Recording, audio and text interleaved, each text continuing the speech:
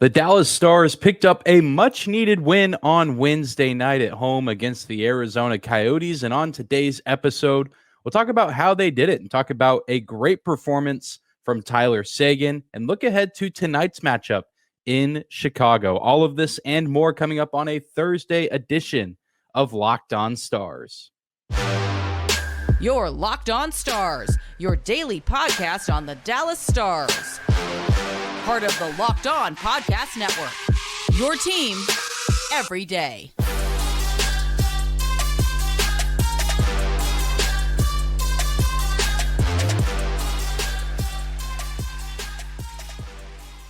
Bing bong. Stars fans, welcome back to the Locked On Stars podcast, the only daily podcast covering the Dallas Stars, part of the Locked On Podcast Network, your team every day. I'm your host, Dane Lewis, your local expert on all things Dallas Stars hockey, coming to you on this Thursday, March 2nd. And whether this is your first time here or you are a recurring listener, thank you for stopping by and making Locked On Stars your first listen of the day.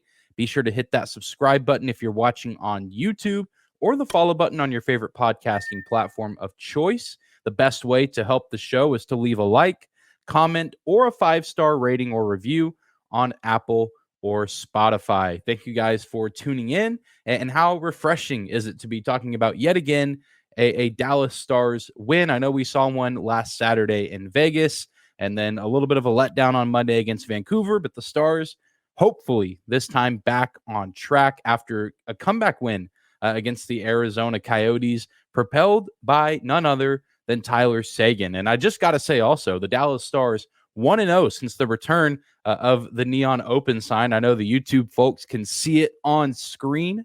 I'm sure people on Twitter are kind of up to speed on the Neon sign saga. It had fallen off the wall during the middle of a recording. It had made a disappearance, if you will, from the setup.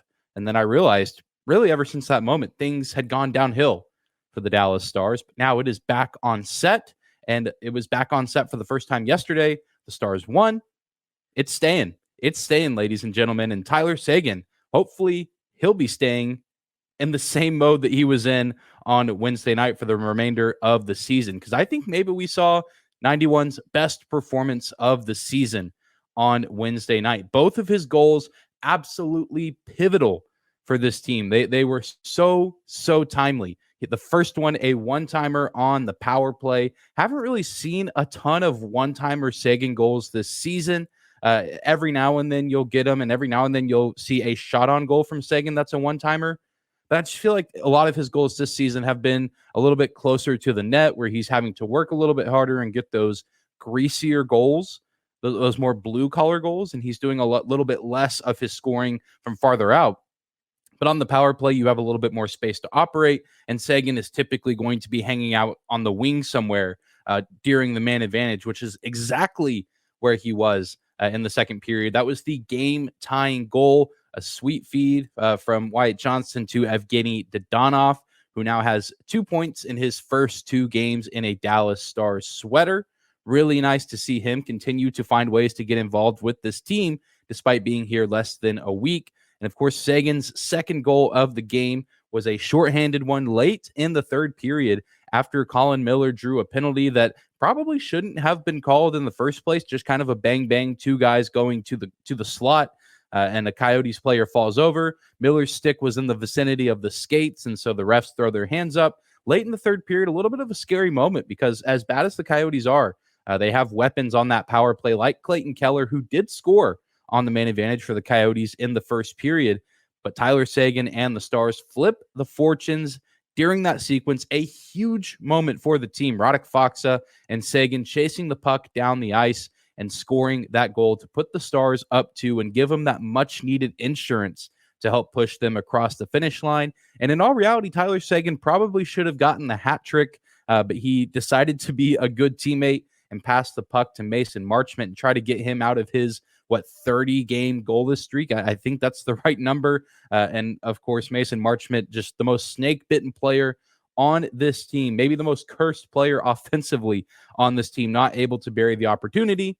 Hindsight is 2020, but 91 should have shot that shot and maybe gotten the hat trick and looked to help Mush out maybe a little bit later on down the line.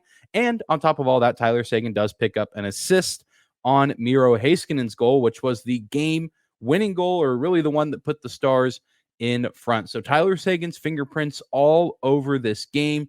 3 points. The only player with a plus-minus above 1. A lot of Stars hovering around the 1 area, at least on forwards. Seguin, the only forward with a 2 plus-minus, which I know that's not the most important stat, but I think it goes to show how important he was in this game.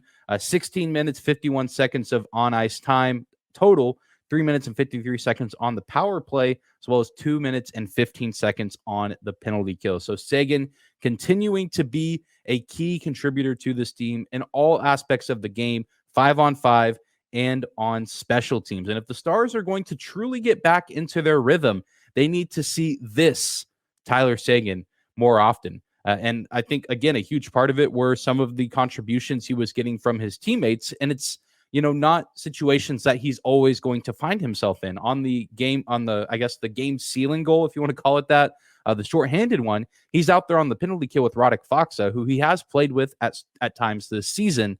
But Faksa currently playing on a different line. They just happen to be on the ice together because they were killing penalties. And normally if the Stars are on the penalty kill, Radek Faksa is going to be out there for the majority of the time. And that first goal Seguin scores, he's on the power play, where a few of his line mates will find their ways out there every now and then, but Evgenii Dadonov and Wyatt Johnston typically not out there on the ice when Seguin is. But regardless, if we can get performances like this from Seguin more often, I think this team is going to kind of find that new level. Whether the Stars go out and make another move for another forward or not, this game shows that Seguin can still produce.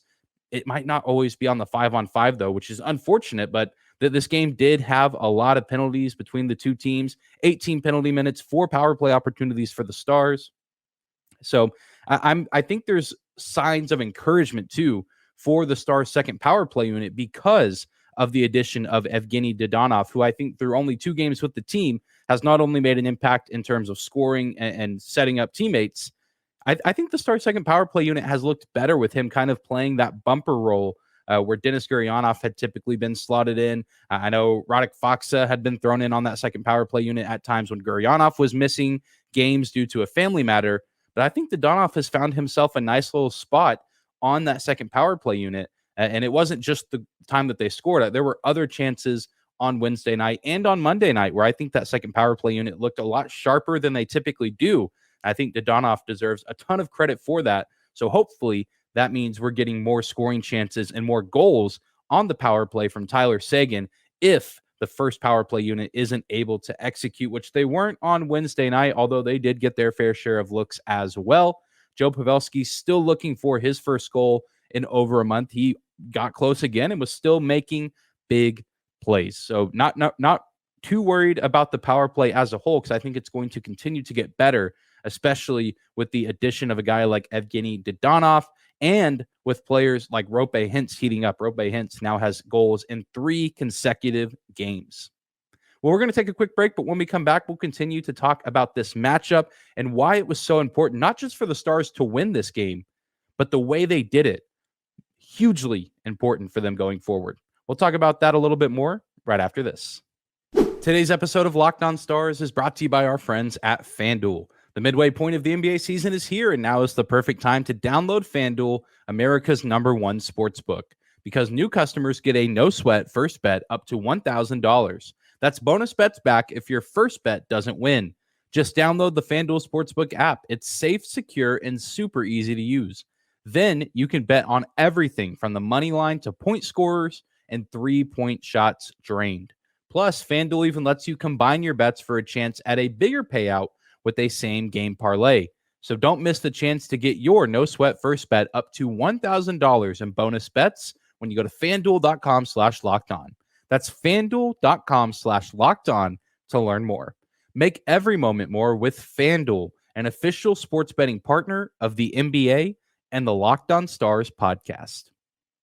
I want to thank you again for making Locked On Stars your first listen of the day.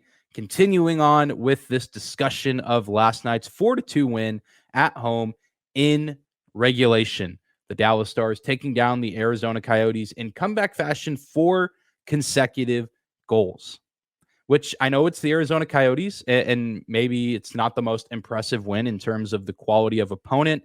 And they were, playing shorthanded. The Coyotes have shipped off a few players. They'd even traded players the day of the game. Jacob Chikrin, now a member of the Ottawa Senators, and Shane Gostisbehere now living his best life in Raleigh, North Carolina with the Hurricanes. And so I don't think at least Chikrin would have played in this game regardless, because the Coyotes had been sitting him out for a while. But Gostisbehere definitely probably could have made an appearance in this game if he were still on the roster. And then even in the game, the Coyotes had players leaving. I believe it was Nick Schmaltz, who left the game after taking an unfortunate puck that bounced up his stick and hit him in the head area. He leaves the game. Very scary situation. But still, I mean, again, some dangerous players on this Coyotes team. Not really a team you want to find yourself down 2-0 to. And this started to feel a little bit like Monday night's game against the Canucks, especially early on. The Canucks jumped out to that early lead. And then if the Stars really ever did anything good, the Canucks typically had a counter to make things go back to a 2-goal deficit.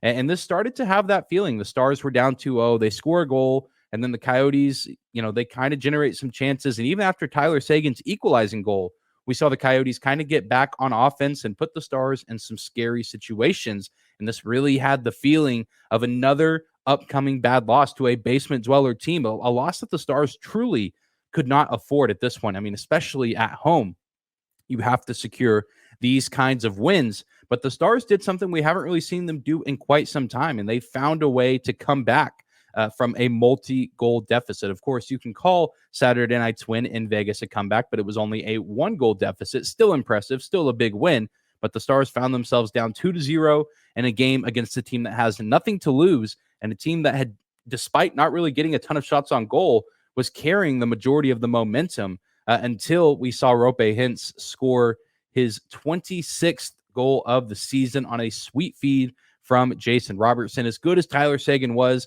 the player of the game, it wasn't just him. As I touched on a little bit earlier, Joe Pavelski, the top line was excellent as well, and that includes Pavelski, Hintz, and Robertson. They got the scoring started, and they really got the building back into the game. It was pretty close to the first intermission, but that was still a very timely goal with about a minute and a half left in the first frame to get the Stars on the board and to show that they could put the puck in the back of the net. I mean, because they were out shooting the Coyotes quite heavily to start this game, and the Coyotes still held the advantage on the scoreboard, and the Stars had missed out on a few power play opportunities up to that point. Huge sequence of events for the Stars, and just time and time again, we're seeing Roope Hintz and Jason Robertson somewhere, leaving their fingerprints for a Stars comeback. We know the heroics that they put on display Saturday in Vegas.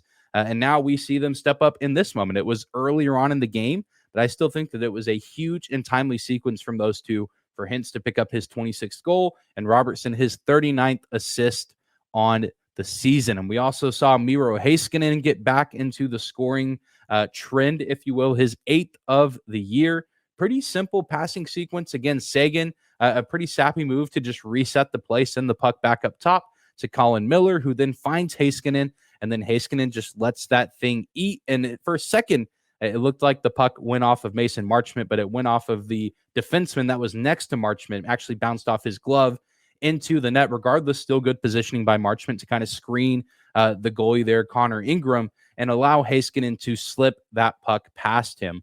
But a huge comeback effort for the Stars. And I know, again, the opponent, not the flashiest opponent to say, oh, we came back and beat the Arizona Coyotes. At this point in the season, a win is a win. And in this tight of a division race, 2 points are 2 points, especially if you can do so in regulation on night one of a back-to-back. But it wasn't just the offense. The defense also stepped up their game, especially during the second and third period, and made life a lot easier for Jake Ottinger, who really, the 2 goals that were scored on him, it's hard to blame fully on him for those pucks going in. That first one, a awkward rebound that the Stars really had no chance to possess.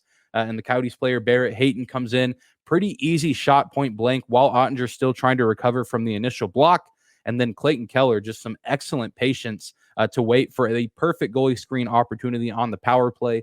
Don't really think Jake ever saw that puck coming towards the net But I mean, it's again hard to blame him for those situations. And I mean, also just on the penalty kill, it's hard to be an NHL goalie in that situation where you're having to account for 5 skaters while you only have 4 on your team in front of you. But it was nice to see the team step up in defense of Jake Ottinger throughout the entirety of the second and third period and play a lot tighter defense in the slot around the crease and cleaning those pucks out if there was a rebound, if there was a redirect, and making where he didn't have to make too many flashy saves. Here and there, he would have to step up and flash the leather a little bit, but I don't think that there was ever too much pressure applied on him, especially in the latter stages of the game. And of course, a shorthanded goal always goes a long way in giving some confidence to your netminder. And hopefully this is the start of a new trend in the right direction with the new month, the month of February, maybe the worst month of the season, not even maybe, the worst month of the season for the Stars so far. I know on the broadcast they showed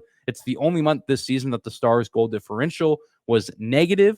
And so hopefully with the new month of March, hope springs eternal and new beginnings spring eternal for this team. We see them score 4 goals yet again.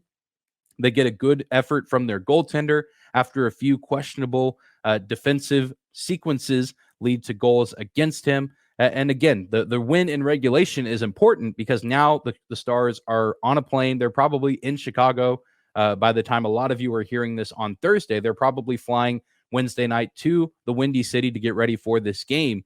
And so now you didn't have to worry about overtime or a shootout. You took care of the win in regulation. And now, hopefully that pays dividends in this game against the Blackhawks, which they're a little bit shorthanded now as well. And it's a great opportunity to pick up 2 more big points. Well, we'll talk about this game against Chicago and take a look at the Stars goalie situation. Could we be seeing the debut of a new Stars goalie in Chicago? More on that right after this. Today's episode of Locked On Stars is brought to you by our friends at Indeed. No matter how the last game went, anytime you take the field, you've got a shot at greatness. Give your team the best shot at winning by recruiting more MVPs with Indeed. If you're hiring, you need Indeed because Indeed is the hiring partner where you can attract, interview, and hire all in one place. And Indeed is the only job site where you get guaranteed to find quality applicants that meet your must-have requirements or else you don't pay. Indeed partners with you on every step of the hiring process. Find great talent through time-saving tools like Indeed Instant Match, assessments, and virtual interviews. With Instant Match, as soon as you sponsor a post, you get a short list of quality candidates with resumes on Indeed that match your job description, and you can invite them to apply right away. Plus, you only pay for quality applications that meet your must-have requirements. Start hiring right now with a $75 sponsored job credit to upgrade your job post at Indeed.com/lockedon. Offer valid through March 31st. Go to Indeed.com/lockedon to claim your $75 credit before March 31st. Indeed.com/lockedon. Terms and conditions apply. Need to hire? You need Indeed. All right, everybody. The Stars have downed the Coyotes for the 3rd time this season. The shorthanded Coyotes, if you will, they trade away a lot of pieces. And before I talk about this Chicago game, let's just talk briefly about the Jakob Chychrun fiasco. And now he's off to Ottawa, which I did not see coming. I expected him to go to a little bit more of a contender. But the package for Jakob Chychrun is what really interests me because it feels a little bit underwhelming. It's probably nice for the Arizona Coyotes as they're looking to build draft capital for the future. But this is the official package for Jakob Chychrun. The Senators received Chychrun in exchange for a first-round draft pick in 2023, a conditional second-round selection in 2024, and a second-round pick in 2026.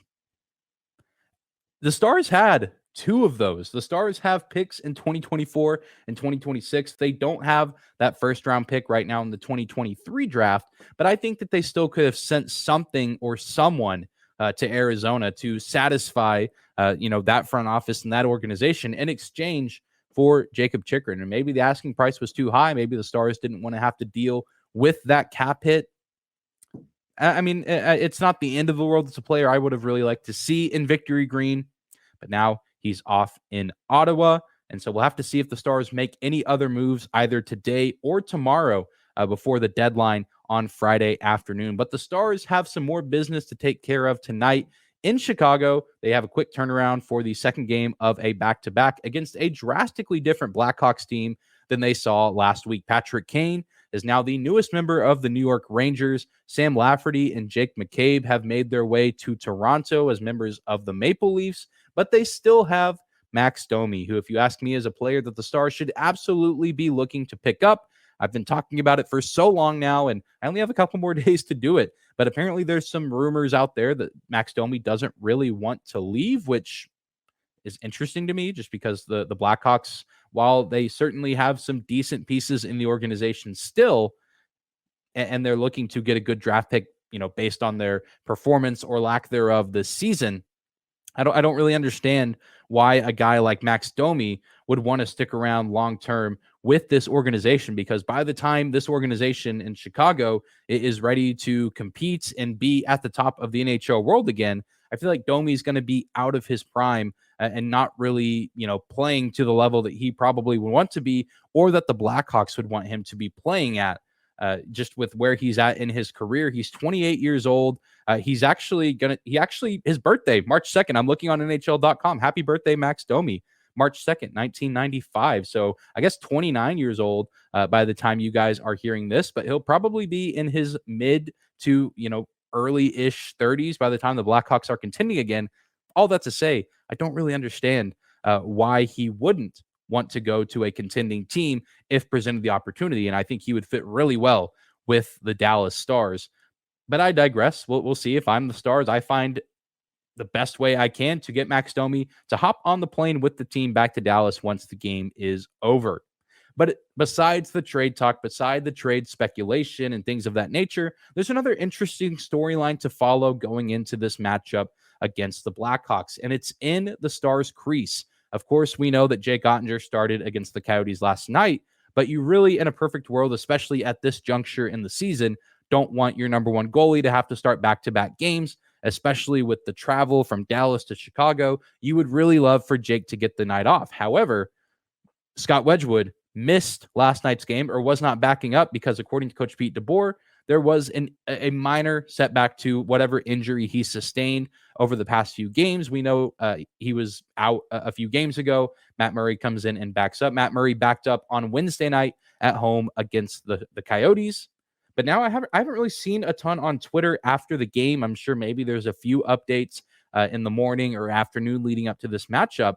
But I'm curious to see if we get the NHL debut of Matt Murray, who's been playing pretty much the entirety of this season in Cedar Park with the Texas Stars. He's come up a few times to back up Jake Oettinger, or just be the backup in general if Oettinger or Wedgwood has not been ready to go. But again, Wedgwood's injury doesn't appear to be anything major, just a minor setback. I'm sure it's just cautionary from Pete DeBoer and the coaching staff. So maybe it was just a night off for Scott where he didn't even have to think about going into the game in case Jake needed to exit for whatever reason. And maybe he's going to be good to go tonight. We'll have to be keeping an eye on the Dallas Stars social media. It feels like every day we're getting the, Freddie Olofsson, Freddie Karlstrom getting sent back down and back down to the NHL, AHL, snip, snap.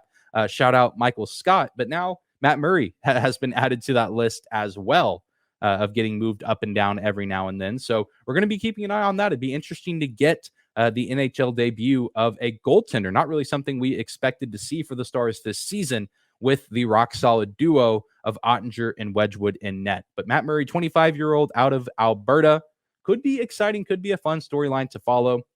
And we're going to have to keep an eye out and see who the Stars have in the net to help them pick up 2 big points. The Avalanche lose on Wednesday night, and so a little bit of an opportunity for the Stars to try and build a little bit more distance between the Avalanche, the Jets, and the Wild. But that's going to do it for today's episode of Locked On Stars. Thank you again for tuning in and making us your first listen of the day. Be sure to hit that subscribe button if you're watching on YouTube, the follow button on your favorite podcasting platform. Follow us on social media at Locked On Stars on Twitter and Instagram. You can also find my personal Twitter account at Dane_Lewis. I imagine we'll have some sort of episode out talking about this game against Chicago tomorrow. And then if the Stars make any other trades or any other moves before or at the deadline, I'm sure that we'll be putting out some content on that as well. A little bit hard to plan around all of that on top of the fact that I will be traveling. So if you are seeing additional content, it will probably be from a hotel room somewhere. But that's just how it goes, man. The show must go on. So if there's a trade, we're going to try to get some stuff out for you guys as soon as possible. Be sure to keep it dialed in here at Locked On Stars for all of your updates that you could possibly need to be filled in terms of trades and things of that nature. But I hope you guys have a great Thursday. We'll see you back here tomorrow.